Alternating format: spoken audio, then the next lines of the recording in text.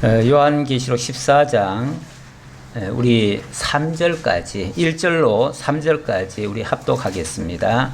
또 내가 보니 보라 어린 양이 시온산에 섰고 그와 함께 14만 4천이 서 있는데 그들의 이마에는 어린 양의 이름과 그 아버지의 이름을 쓴 것이 있더라. 내가 하늘에서 나는 소리를 들으니 많은 물소리와도 같고 큰 우레소리와도 같은데 내가 들은 소리는 검은고 타는 자들이 그 검은고를 타는 것 같더라. 그들이 보좌 앞과 내 생물과 장로들 앞에서 새 노래를 부르니 땅에서 속량함을 받은 자 14만 4천 밖에는 능히 이 노래를 배울 자가 없더라. 아멘. 예, 어린 양이 시온산에 섰다. 시온산에 섰다 하는 말은 최종 승리의 봉우리에 올랐다 그런 의미죠. 우리 주 예수 그리스도가 최종 승리자의 위치에 서 있었다 그 말이에요. 그런데 거기에 혼자 선 것이 아니고 어린 양이 시온산에 섰고 그와 함께 14만 4천이 서 있더라. 14만 4천도 함께 그 승리의 영광에 같이 참여하더라 그 말이죠.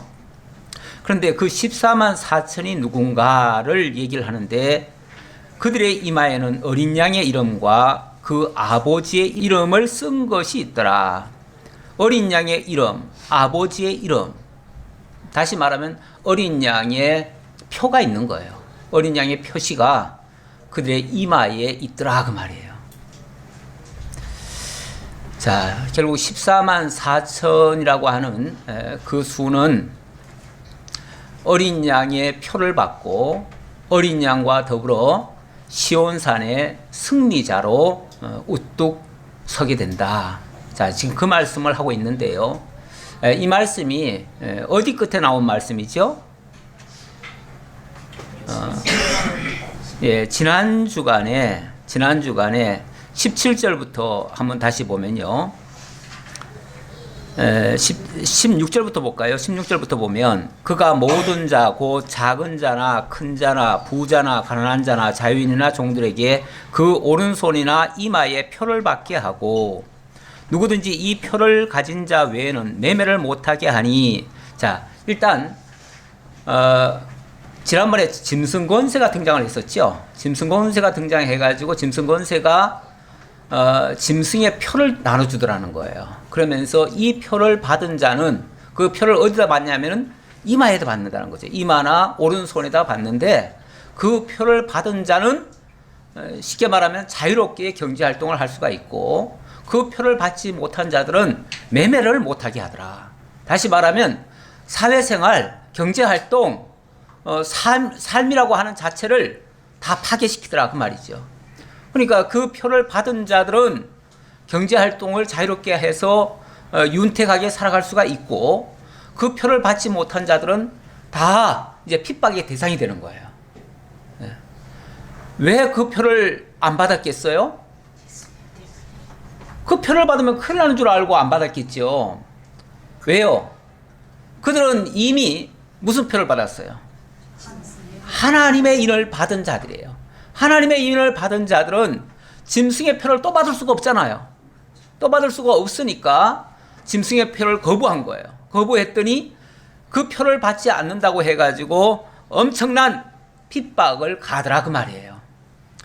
자, 그러면서 이 표를 가진 자 외에는 매매를 못하게 하니 이 표는 곧 짐승의 이름이나 그 이름의 수라. 자, 그 표를 얘기하면서 그 표가 단순히 이 표저가리가 아니고 그 짐승의 이름이나 그 이름의 숫자다 이렇게 얘기를 하네요. 그러니까 단순한 어떤 표저가리를 얘기한 건 아니에요. 틀림없이. 왜냐하면 그것을 뭐 지금 이마에다가 지금 뭐 한다는데 거기 이마에다 무슨 표 하나 붙입니까? 옛날 중국 영화에 보면은 이마에 뭐 표 하나 붙여가지고 깡총깡총 뛰는 게 있죠. 강시 같은 거. 뭐 그런 겁니까? 그런 차원이 아니고요. 어쨌든 자 일단은 짐승의 표가 나왔고요. 그 짐승의 표는 곧 짐승의 이름 이렇게 얘기했어요. 이꼬르란 얘기예요. 짐승의 표는 곧 짐승의 이름이다. 그런데 그 짐승의 이름은 그 이름의 숫자다. 또 이렇게 얘기를 해요. 그 이름의 숫자다. 자, 그래 놓고 여기서 끝나는 게 아니에요. 계속해서 18절에 보니까 지혜가 여기 있으니 총명한 자는 그 짐승의 수를 세어보라. 자, 지혜가 여기 있으니 했는데 여기에 꼭 뭐가 필요하다? 지혜가 필요하다. 이거를 지금 제대로 헤아리고 분별할 수 있는 지혜가 필요하다.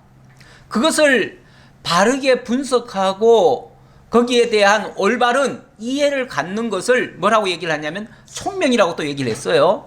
그래서 지혜가 여기 있으니 총명한 자는 그 짐승의 수를 세어보라. 그 짐승의 수를 세어보래요. 세어본다는 말은 헤아린다는 얘기잖아요.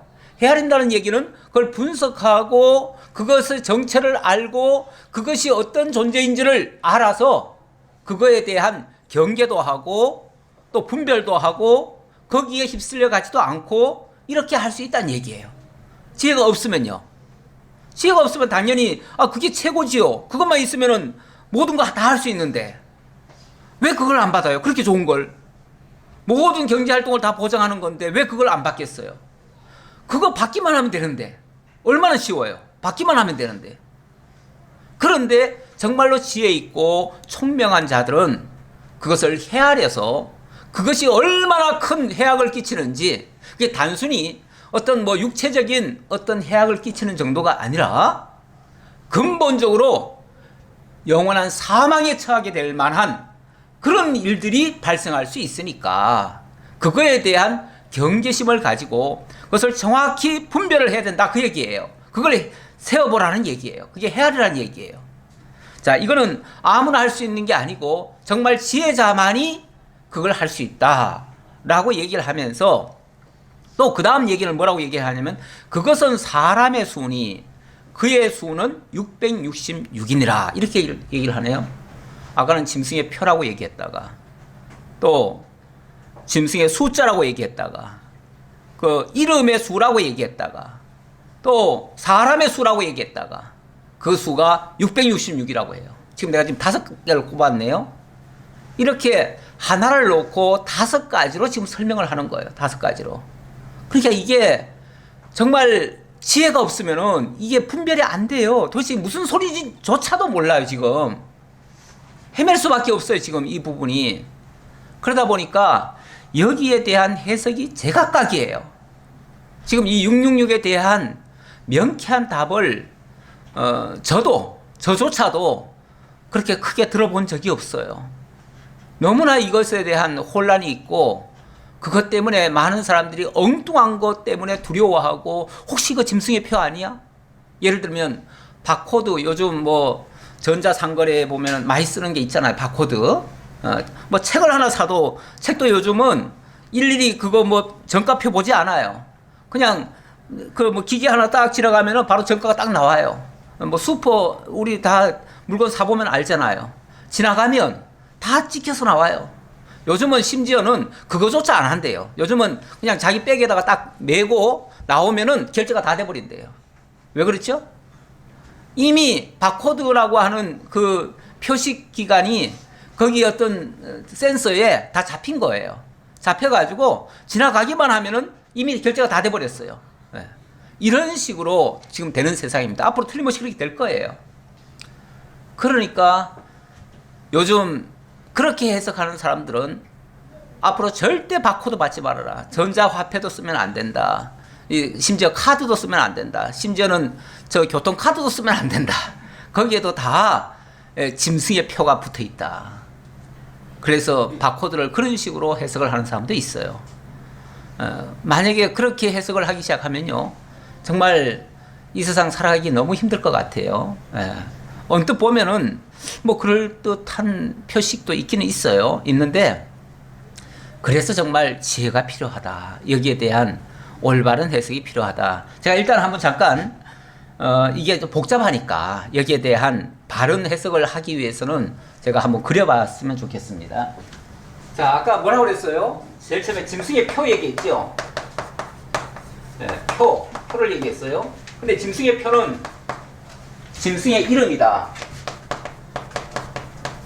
이름. 짐승의 이름은 짐승의 수다. 또 짐승의 수는 사람의 수다. 사람의 수는 666이다. 자, 이래놓고 이걸 이제 설명을 해야 돼요. 이걸 이제 설명을 해드려야 되는데 어떻게 이렇게 하니까 이해가 쉽게 됩니까? 제가 더 수수께끼를 내드린 것 같죠? 이거 완전히 20곡에 넘어가는 것 같잖아요. 그렇죠?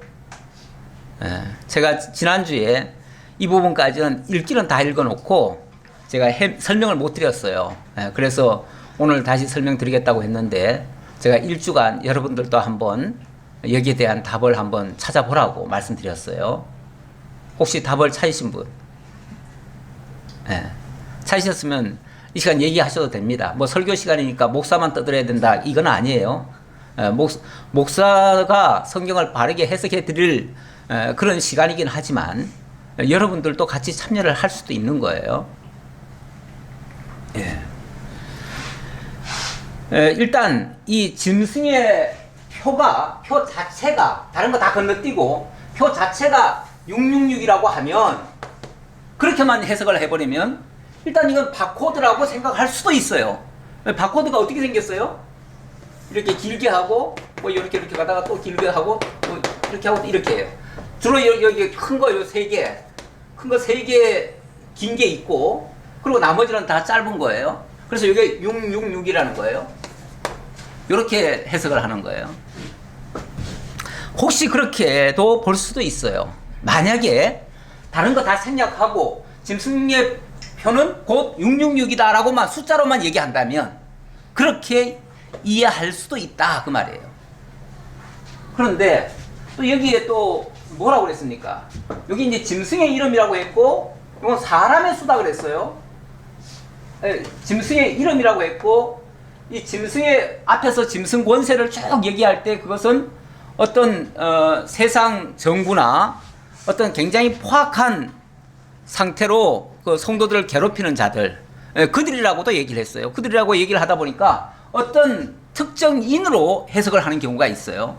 이건 어떤 교파마다 이렇게 해석하는 방법이 다른데 이걸 만약에 이름으로 해가지고 어떤 특정한 자의 이름 특정인으로 만약에 꼽는다 그러면은 별의별 이름이 다 나올 수 있어요. 그래서 어떤 경우에는 예를 들어서 로마 교황이다. 또 어떤 경우는 뭐 로마의 그 네로다. 또 그리고 또 이 마호메트다. 왜냐면 적그리스도니까 마호메트다. 그러면서 어떤 특정 이름을 갖다가 열거하는 경우가 있어요. 그러면서 왜 교황이냐? 예를 들어서 교황 베네딕토 뭐 하고 또 뭐 교황 바오로 하고 막 이렇게 거기다 갖다 맞춘 사람도 있어요. 주로 그렇게 해석하시는 분들은 누구냐면 세대주의자들이에요. 이 세대주의자들은 성경을 문자적으로 봅니다. 문자적으로 보니까 문자적으로 해석을 해요. 그러다 보니까 사람 이름을 예를 들어서 내놓고도 네로라고 하는 이름의 단어를 갖다가 풀이를 해요. 풀이를 하면 그 원래 히브리어나 헬라어에는 글자 한자에 그 수가가 있습니다. 다시 말하면 그 글자 한자에다가 숫자로 표기할 때가 있어요. 옛날에는 원래 아주 애초에는요 숫자라는 게 없었잖아요. 예를 들어서 아라비아 숫자가 없었잖아요. 아라비아 숫자가 없다 보니까 뭔가 수 개념을 표현할 때 그 히브리어나 헬라어 단어를 가지고 그 수를 표기를 했어요. 표기를 하다 보니까 그 단어 한자에다가 다 숫가를 넣어놔요. 거기다가 넣어놨는데 그런 식으로 계산을 해보면 이 네로 같은 경우도 666이 나온다는 거예요. 제가 뭐 자세한 얘기는 뭐 안 드리겠습니다만은 그런 식으로 해석을 하는 경우도 있어요. 그렇게 되면 이렇게 보는 것도 가능하다라고 말씀드릴 수 있겠는데 그러면 저는 이걸 인정하느냐? 저는 사실은 그렇게 보지 않습니다. 왜냐하면 이거는 일부분을 가지고 얘기를 한 거예요. 그랬기 때문에 일부분을 가지고는 이걸 설명을 할 방법이 없어요. 더군다나 또 어떤 사람은 이게 사람의 수다. 여기다가 힌트를 둬가지고 사람의 수니까 사람이 다시 말하면 그 당시 로마 시대에 하나님의 택한 백성들을 괴롭힌 그 고위직에 있는 지도자들이 666명이었다. 이걸 이제 명으로 보는 거예요. 명으로 보니까 666명이었다. 그래서 그 당시 로마 시대 때 전 세계를 지배하면서 총독들을 보내고 그 고위직에서부터 밑에 직까지 다 계산을 해보니까 666명이더라. 그렇게 해석을 해요. 근데 솔직히 말하면 우리가 그 당시 로마 시대를 제대로 알지도 못하고요. 로마 시대에 실제로 그만한 관리가 있었는지, 사실은 뭐 그 관리를 어디까지 계산을 해가지고 그렇게 666명으로 잡았는지, 그러면 그 이하 사람들의 관리는 관리자가 아닌가? 그렇게 할 수도 없고, 만약에 그래서 666명만 그렇게 딱 갖다 맞춘 것도 이것도 너무 억지 냄새가 나죠. 그래서 지금 제가 한 3가지 예를 들었는데 사실은 이것도 거리가 멀어요. 이것도 거리가 멀고 이렇게 666명이라고 한 것도 거리가 멀어요. 그럼 도대체 이걸 어떻게 봐야만 되는가? 자, 그럼 이제 다시 좀 얘기를 해야 되는데요.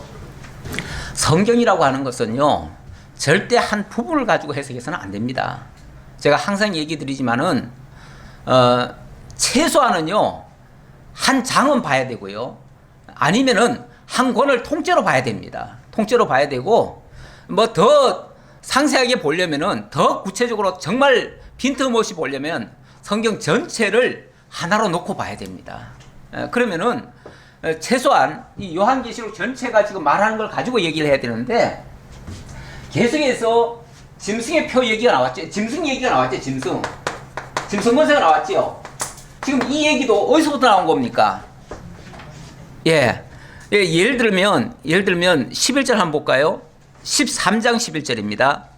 내가 봄에 또 다른 짐승이 땅에서 올라오니 어린 양 같은 두 뿔이 있고 용처럼 말을 하더라. 그가 먼저 나온 짐승의 모든 권세를 그 앞에서 행하고, 이렇게 얘기하죠. 자, 땅에서 어떤 짐승이 올라왔어요. 땅에서 짐승이 올라왔는데 이 짐승은 양의 뿔을 한 짐승이에요. 양의 뿔을 가진 짐승이에요. 그런데 이 짐승이 누구를 위해서 하냐면은 그 전에 먼저 나온 짐승. 먼저 나온 짐승은 어디서 나왔어요? 바다에. 그렇죠. 바다에서 올라온 짐승이죠. 바다에서 올라온 짐승은, 자, 조금 전에 양의 뿔 짐승이 있었고요. 바다에서 올라온 짐승. 그리고 바다의 짐승 말고 또 하나 짐승이 있었어요. 열뿔 짐승. 열뿔 짐승은 어디서 나왔어요? 열뿔 짐승은 용이잖아요. 용인데 용은 어디서 왔어요? 저 하늘에서 내어 쫓겼다 그랬잖아요. 그러니까 용 짐승이 있어요. 이건 하늘에서 내려온 짐승이에요.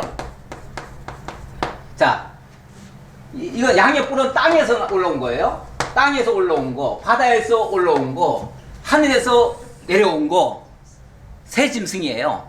이건 열뿔 짐승이에요. 이것도 칠두식각 짐승이고요. 요거는 양의 뿔 짐승이에요. 그런데 이 뿔들이 하는 일은 뭐예요?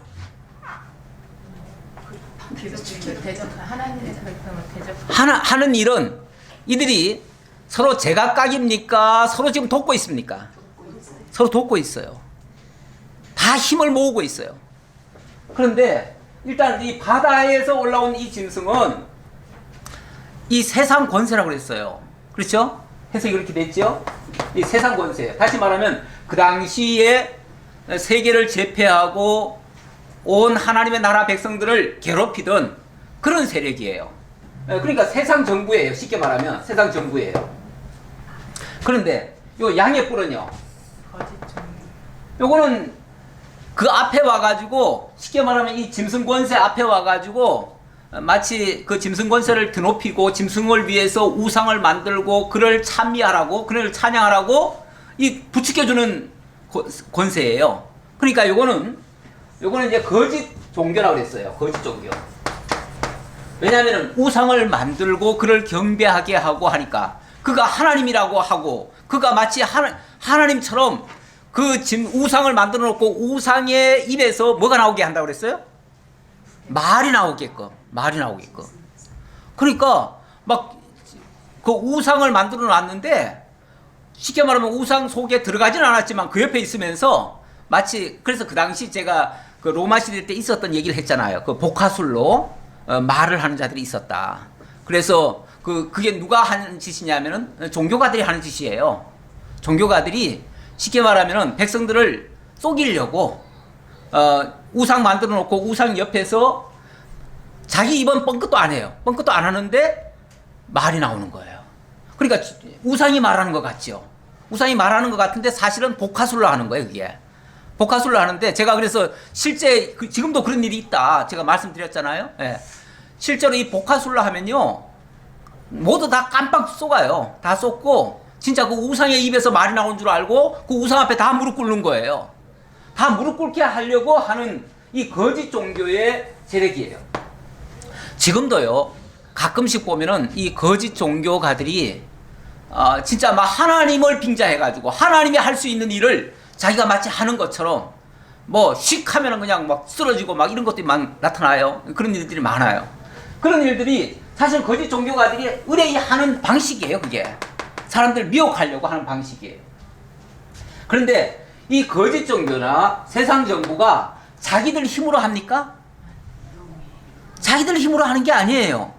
이게 자기들이 그렇게 진짜 능력이 있는 게 아니고 이 용에게 그 권세를 받은 거예요. 용에게 받아가지고 결국은 용의 하수인이 된 거예요. 근데 용은 누구라고 그랬어요? 용은 곧 뱀이고 마귀고 사탄이다. 그렇게 지금 설명하고 있잖아요. 결국은 이들은 다 사탄의 수하에 들어간 거예요. 그래서 사탄이 결국은 여기에 총지휘자가 되고 거기에 전면에는 세상 정부가 나서가지고 하나님의 택한 백성들을 괴롭히고 거기에 모든 사람들이 무릎 꿇게 하기 위해서 거짓 종교가들이 앞장서가지고 그 역할을 하고 있다 그 말이에요. 근데 이거하고 666하고 무슨 상관이 있어요? 무슨 상관이 있어가지고 제가 이 말을 지금 하고 있죠? 예, 상관없으면 제가 이 말 안 하겠지요. 당연히 상관이 있으니까 제가 이 말을 했던 것이고요. 자, 그러면은, 자, 666이라는 말. 자, 일단 666 얘기했죠? 666. 일단, 제가 지금 요한계시록 하면서 가장 많이 숫자가 많이 등장한 수가 무슨 수가 있습니까? 아니, 요한계시록 들어서면은, 7교회, 7영, 7, 쭉 7이라는 숫자가 엄청 많이 나오잖아요. 그런데 그 7영이나, 7영은 뭐예요? 하나님의 완전한 숫자죠. 하나님의 완전, 7이라는 숫자 자체가 하나님의 수예요. 왜 하나님의 수냐? 이걸 이제 완전수라고도 하고, 하나님의 수라고도 해요. 자, 일단, 7이라고 하는 숫자를 이제 제가 설명을 드리고 있습니다. 7은 하나님의 수다. 왜 하나님의 수인가? 예. 이걸 또 다른 수로는, 다른 말로는 이걸 완성, 창조 완료의 수. 이렇게도 표현합니다. 창조 완료의 수. 이 세상 모든 것이 다 하나님의 창조 역사로 일어난 거 아니에요? 하나님이 천지를 창조하실 때 얼마 동안 창조하셨죠? 6일간 창조하셨죠. 6일간 창조하시고 제7일을 안식하셨다 그랬어요. 그럼 제7일이란 말은 무슨 말이죠? 완성했다는 얘기예요. 완성의 표예요. 그게 완성의 표고 하나님이 이제 이 창조를 다 마쳤다, 다 끝냈다 그런 수예요. 그런 의미에서 이제 창조 완료 수예요. 완료의 수고. 이 7이라고 하는 수를 또 하나님의 수라고 표현한 이유 중에 하나는 이제 그 전통적으로는 해석을 그런 식으로 했어요. 뭐 3 3층 천과 하늘과 땅 이 모든 게 이제 전체 아니에요? 하늘과 땅이 전체인데 이 하늘이라고 하는 게 원래 3층 천이라고 그래요. 3층 천. 그리고 이 땅은요. 네 방위가 있죠. 그래서 3과 4가 합쳐져서 온 천지가 다 합쳐진 거예요. 이 합쳐진 거를 7이라 그러는데 이게 이제 하나님이 하나님의 그 완전수다. 이제 이런 식으로 표현을 했어요. 그래서 성경에는 7을 얘기할 때 하나님의 수다. 이렇게도 얘기를 했어요. 자, 그런데 자, 지금 7을 하나님의 수라고 했어요. 그러면은 6은요? 7이 하나님의 수라면 6은요? 사람의 수라고. 예. 6은 7에 모자라는 수죠. 7에 이르지 못하는 수예요. 7에 이르지 못하니까 뭔가 부족한 거죠. 부족한데 사실은 만약에 이제 하나님이 7이라고 한다면 이 세상의 모든 것들은 다 피조물이잖아요. 하나님에 의해서 만들어졌잖아요. 그러니까 하나님까지 도달할 수 있어요, 없어요? 없어요. 도달할 수 없지요. 아무리 많이 올라가더라도 어디까지밖에 못 가요? 6까지 못 가죠. 예. 그런데 하나님이 인간을 지으실 때 뭐라고 표현을 하셨냐면 자기의 형상대로 지으셔가지고 복을 주시면서 모든 것을 다스리라 이렇게 하셨어요. 다스리라 했어요. 그러니까 어찌 보면 인간이 다른 모든 피조물에 비해서는 뭐예요? 으뜸이죠. 으뜸이에요. 왜냐하면 그것들을 다 다스릴 수 있는 위치에 세워놨으니까. 그래서 고린도전서 3장에 보면 3장 21절에 보면 이런 말씀이 있어요. 그런데 누구든지 사람을 자랑하지 말라. 만물이 다 너희 것임이라. 만물이 누구 거라고요? 사람 거래요. 하나님이 사람에게 줬대요. 그런데 여기서만 끝나지 말고요. 그 다음 말도 읽어봐야 되는데 그 다음 말은 바울이나 아볼로나 게바나 세계나 생명이나 사망이나 지금 것이나 장래 것이나 다 너희의 것이요. 자, 일단 모든 피조물은 다 너희의 것이다 라고 했어요. 자, 그래 놓고 너희는 그리스도의 것이요 그리스도는 하나님의 것이니라. 사실 여기까지 가야 맞거든요. 예. 그런데 인간은 어찌 보면 하나님 빼고는 최고로 우등하게 월등하게 하나님이 지으신 건 틀림없어요. 그래서 그래서 7에는 못 미치지만 그러나 세상 모든 만물을 다 다스릴 수 있는 위치, 그 위치를 6이라고 할 수 있고, 이거는 일종의 영물이에요, 영물. 그러니까 이걸 사람의 수라고도 할 수 있고요, 또 영물의 수라고도 할 수 있어요. 왜냐하면 인간도 영물이에요. 다른 동물들과 사람을 똑같은 동물 취급하고 이렇게 과학적으로 분석해가지고 인간과 동물이 뭐가 다르냐, 똑같지 않느냐. 이 자연은 전부 다 하나님이 그러니까 모든 피조물에게 동등하게 살게 했지 인간에게만 살게 했느냐. 그러면서 인간과 동물을 동등시하는 경우가 있는데 그렇지 않아요. 하나님이 모든 만물을 인간에게 다스리도록 하셨어요. 그러니까 인간이 6이고 예를 들어서 그 이하가 4나 5나 이렇게 되는 거예요. 저 미물 같은 거는 1밖에 안 돼요. 숫자로 따지면은 그렇게밖에 안 돼요. 그러니까 인간과 다른 피조물들을 동등시하는 거는 그 자체가 우상숭배도 될 수가 있어요. 다른 것들을 너무 높이는 거죠. 그러니까 너무 높이는 거는 그것도 바람직하지 않아요. 근데 어쨌든 이거는 사람의 수이기도 하고 또 영물의 수이기도 해요. 네. 그러니까 영적인 모든 존재들의 수다 그 말이에요. 자, 그리고 보면 뭐가 좀 답이 좀 나오죠? 그럼 뭐겠어요, 이게? 자, 이게 짐승의 표도 되고요. 짐승의 이름도 되고요. 짐승의 수도 되고요. 또 사람의 수도 되고요. 예. 그러니까 뭐예요? 이게 결국은 제가 아까 얘기했잖아요. 짐승 권세가 있었고요. 그러니까 하나님을 대적하는 세력 중에 말이에요. 하나님을 대적하는 세력 중에 짐승 권세가 있었고요. 짐승 권세는 실제로 그 당시 로마 정부가 하나님의 택한 백성들을 엄청나게 잡아 족쳤으니까 거의 막 다 진멸시키려고 했으니까 당연히 그들이 짐승 권세죠. 짐승 권세가 있었고 그 다음에 또 거짓 종교가 거기에 앞잡이 노릇 했잖아요. 앞잡이 노릇. 이 거짓 종교는요, 저게 진짜인지 거짓인지 간단하게 분별하는 방법이 있어요. 어떤 권세를 발휘하기 시작하면 그건 가짜예요. 네. 원래 참 기독교라면은 가장 낮은 자리까지 내려가서 권세를 부립니까 안 부립니까? 부리는 게 아니고 오히려 섬기는 자세죠. 종로로 타는 자세죠. 그게 진짜 기독교의 본 모습이죠. 그런데 기독교도 자꾸만 세력을 키워요. 힘을 키워요. 그래서 권세를 발휘하기 시작해요. 그러다 어디까지 가냐면 이제 정치 권세하고 결탁까지 해요. 엊그제도 수원 월드컵 경기장에서 이만희 씨가 저걸 했다고 그래요. 만국 무슨 집회를 했다고 그래요. 평화 회의를 했다고 그래요. 거기에 수만 명이 모이죠.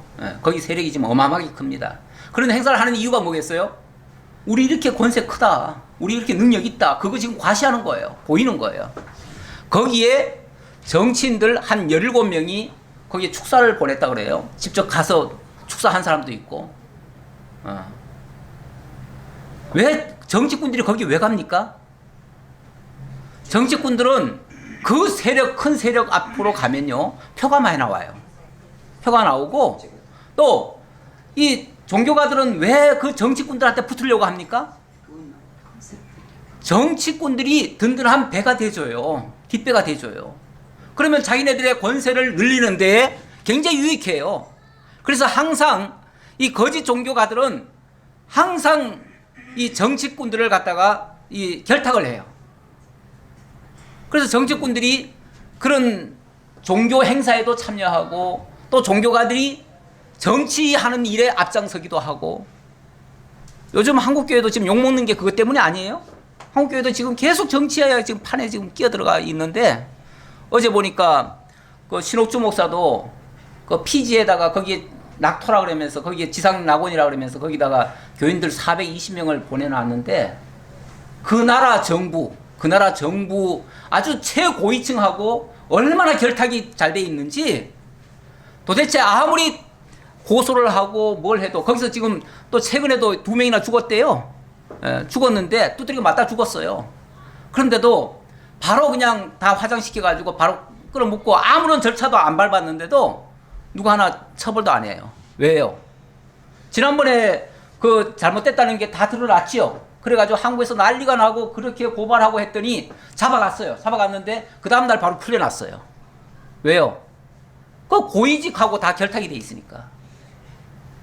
이 거짓 종교들은요, 자기네들 순수한 자기들 힘으로는 세상을 못 이겨내요. 그러니까 정치가들을 끌어들여요. 그리고 앞잡이 노릇 해줘요.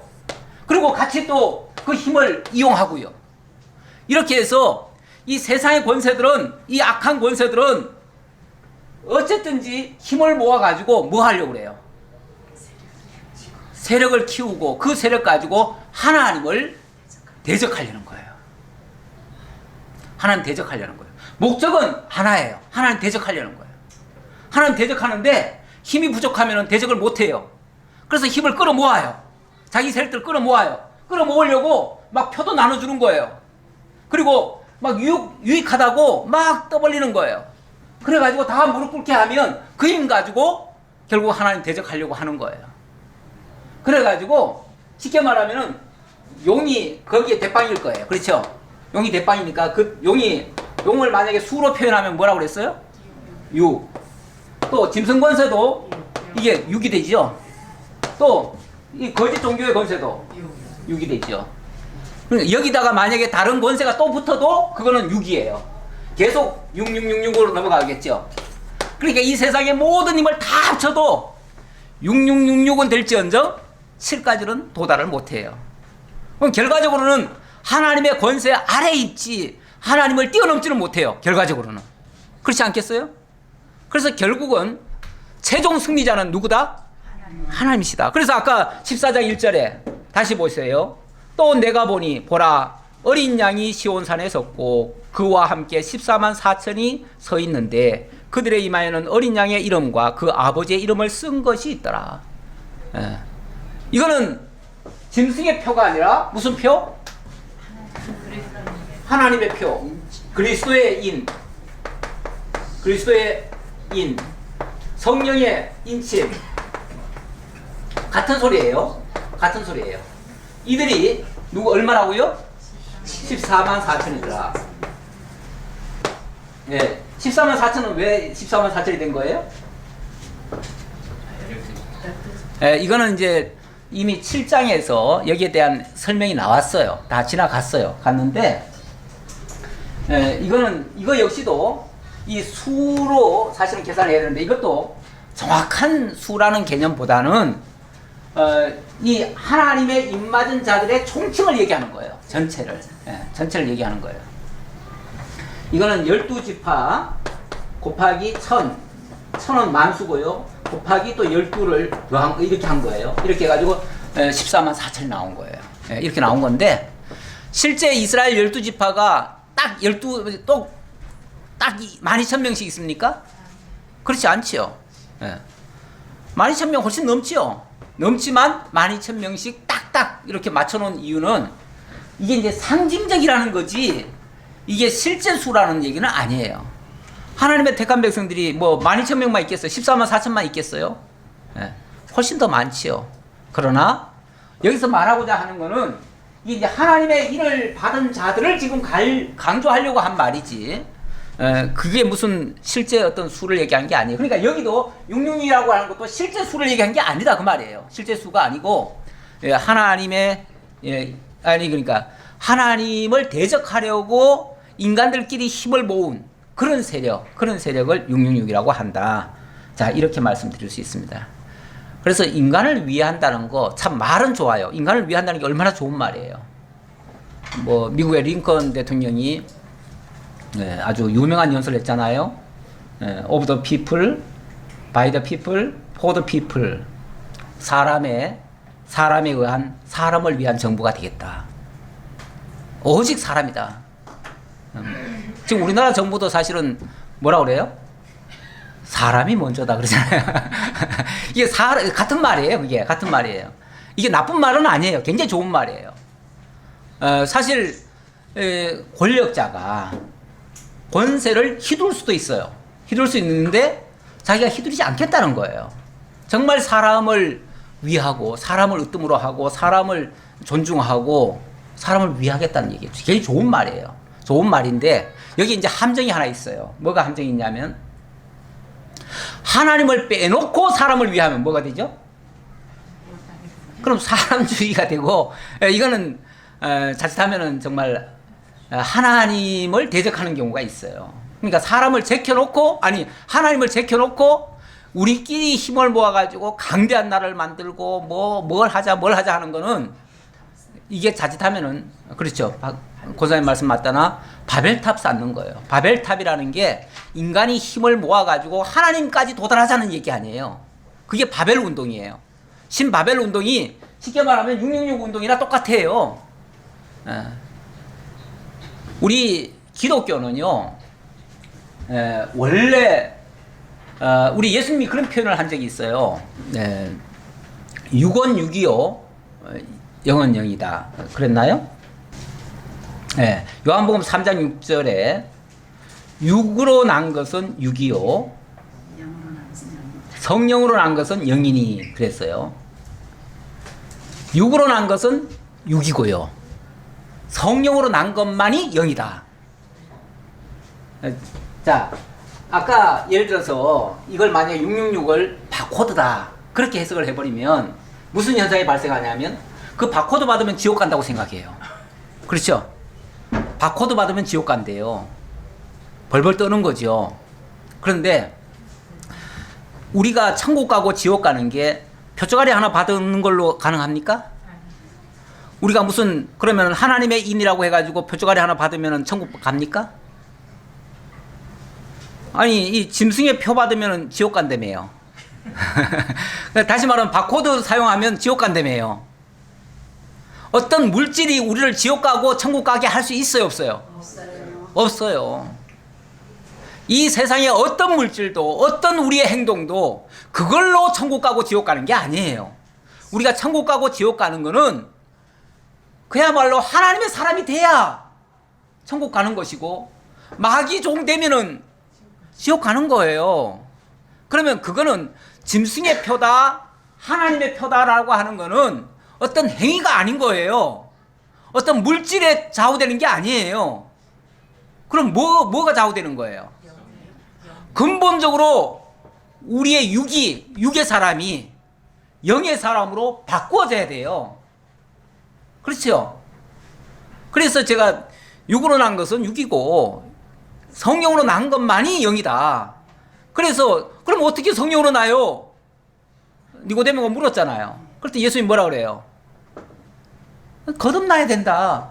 거듭나야 된다.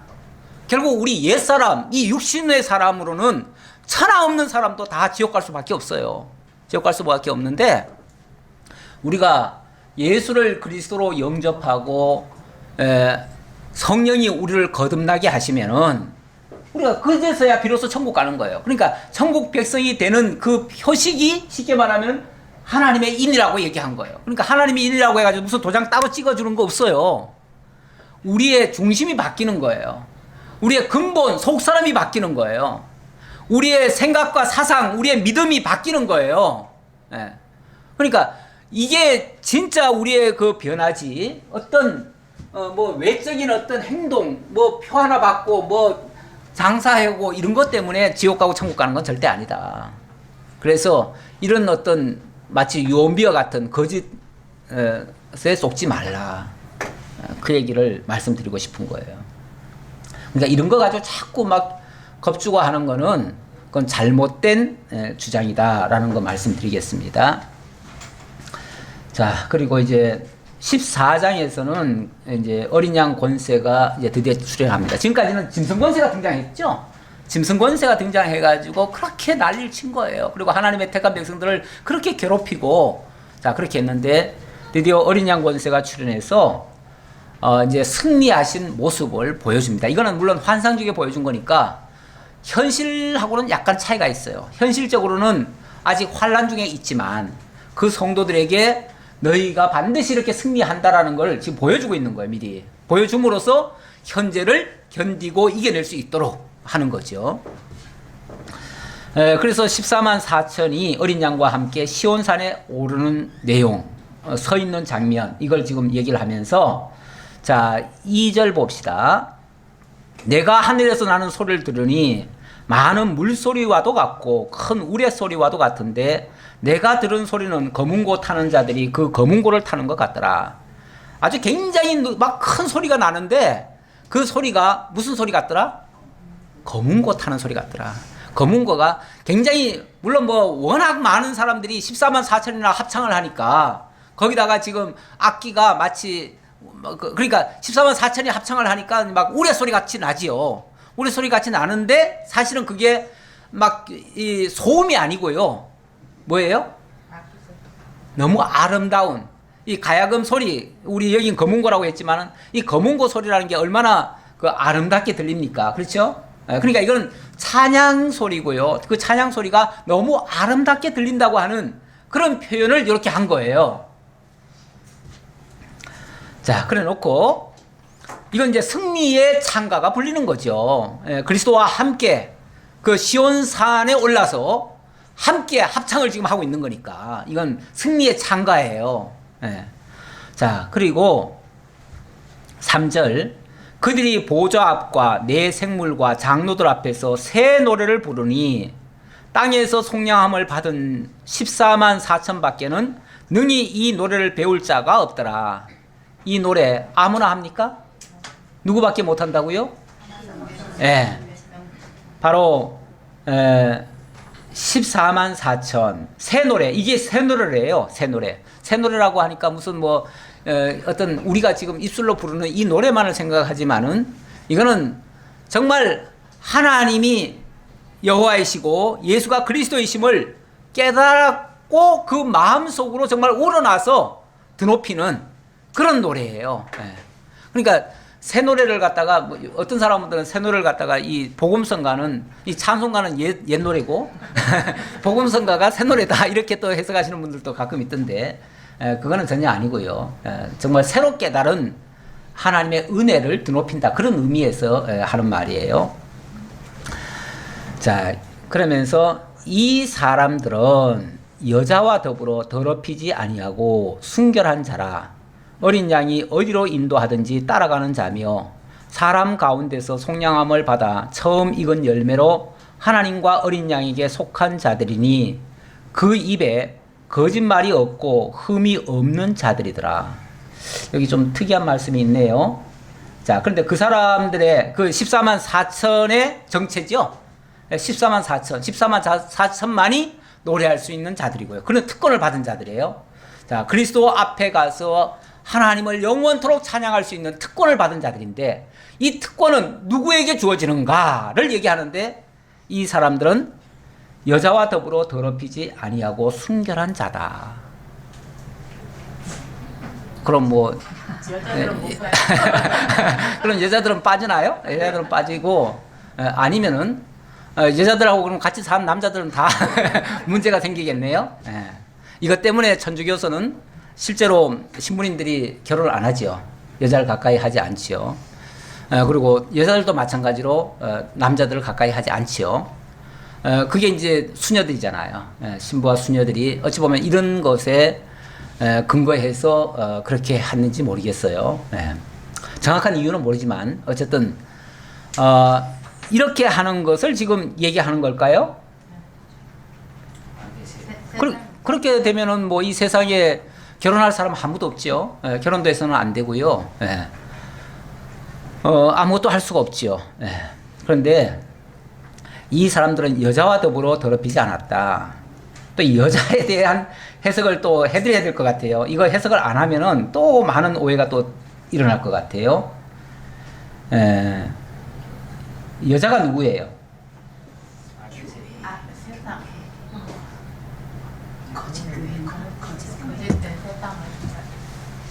예. 지난번에도 여자가 나왔지요. 근데 그때 여자는 굉장히 좋은 여자죠. 그때는 무슨 여자예요? 여자가 정말 철장권세로 만국을 다스릴 남자를 낳잖아요. 그 여자는 철장권세로 만국을 다스릴 남자를 낳아가지고 이 용에게 쫓겨가지고 광야로 가가지고 한때 두때 반때를 거기에 피신해 있다가 하나님의 보호 아래 보호받는 그런 여자예요. 그 여자는 제가 뭐라고 해석했죠? 교회라고 얘기를 했어요. 교회라고 얘기를 했는데 지금 여기 여자는요. 네. 여자는 여잔데 진짜 교회가 아니라 이게 사람을 속이는 여자. 속이는 여자니까 무슨 여자일까요? 네, 음녀. 여기 요한계시록에 또 음녀가 많이 나옵니다. 음녀가 많이 나와요. 음녀는 뭘까요? 거짓 교회죠. 거짓 교회고 거짓 종교고 결국은 아까 그 바다 짐승, 바다에서 올라온 이 짐승을 경배하라고 우상을 만든 존재죠. 우상을 만들고 그에게 경배하라고 별의별 유혹을 다 했어요. 그래서 결국은 모든 사람들을, 모든 인류를 갖다가 하나님이 가장 미워하는 우상에게 절하도록 만들었어요. 그렇게 유혹하는 자가 이 여자예요. 여기서 표현한 여자예요. 이 거짓, 가짜 종교죠. 쉽게 말하면 가짜 종교예요. 가짜 종교인데 이게 완전히 짐승 권세 앞잡이 노릇하는 거짓 종교들.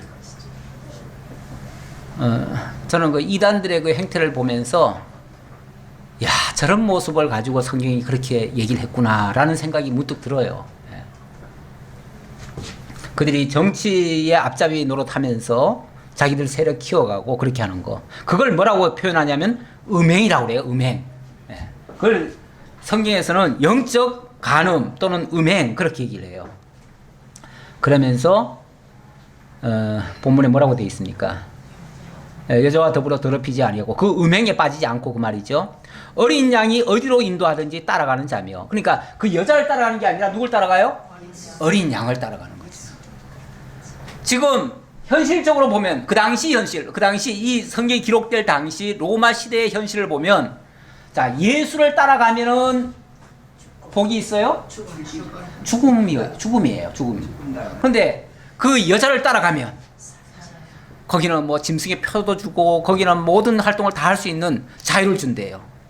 그럼 뭘 따라가겠어요? 그 여자를 따라가려고 하지요.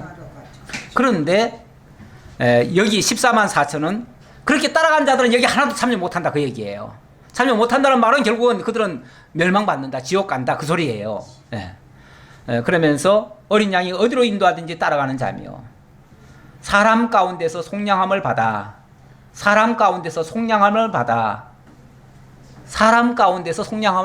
다시 말하면 모든 일반적인 보편적인 사람들 속에서 건진받은 자들이다 그 말이죠. 건진받은 자들, 그들이 바로 구원받은 자들이에요. 성령으로 거듭난 자들이에요.